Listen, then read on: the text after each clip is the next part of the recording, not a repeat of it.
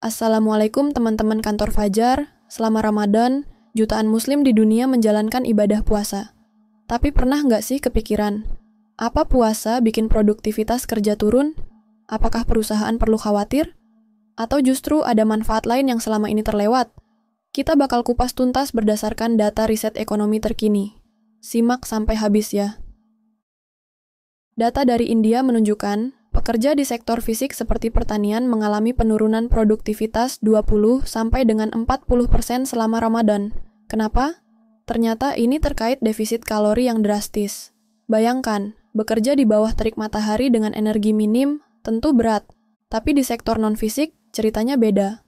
Riset di Indonesia menemukan, produktivitas pekerja marketing turun 30% 2 jam sebelum berbuka, tapi langsung pulih setelah makan. Artinya, dampak puasa itu sementara, dan bisa diantisipasi dengan manajemen waktu. Nah, ini yang menarik. Studi dari Harvard menemukan, Ramadan dengan durasi puasa lebih panjang berdampak negatif pada pertumbuhan GDP di negara Muslim. Tapi di saat yang sama, kebahagiaan subjektif masyarakat meningkat drastis. Jadi, negara mungkin rugi secara ekonomi, tapi rakyatnya justru lebih bahagia. Bukankah ini menarik?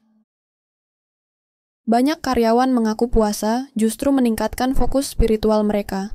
Meski sedikit lelah, rasa puas menjalankan ibadah bisa jadi modal psikologis yang enggak ternilai.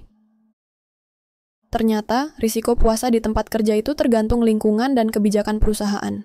Di Spanyol, kecelakaan kerja pada Muslim turun selama Ramadan, karena perusahaan mengatur shift lebih fleksibel. Tapi di Italia, migran yang bekerja di suhu tinggi justru lebih rentan cedera. Menurutmu apa solusinya? Beralih studi di Indonesia, penelitian menemukan pola minum 4 gelas saat buka, 2 gelas saat malam, dan 2 gelas waktu sahur. Bisa menjaga hidrasi dan produktivitas. Plus, perusahaan perlu menghindari tugas berat di jam kritis, seperti siang hari. Yang paling krusial, kebijakan perusahaan.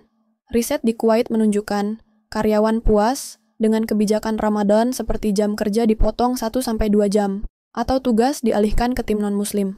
Hasilnya, produktivitas tetap stabil dan karyawan merasa dihargai. Buat para pemilik bisnis, ini saatnya evaluasi. Sudahkah kebijakan Ramadan di perusahaanmu memadukan empati dan efisiensi? Jadi, puasa Ramadan memang bisa pengaruhi produktivitas, tapi bukan akhir dari segalanya. Dengan manajemen yang tepat, baik dari individu maupun perusahaan, ibadah dan pekerjaan bisa berjalan beriringan.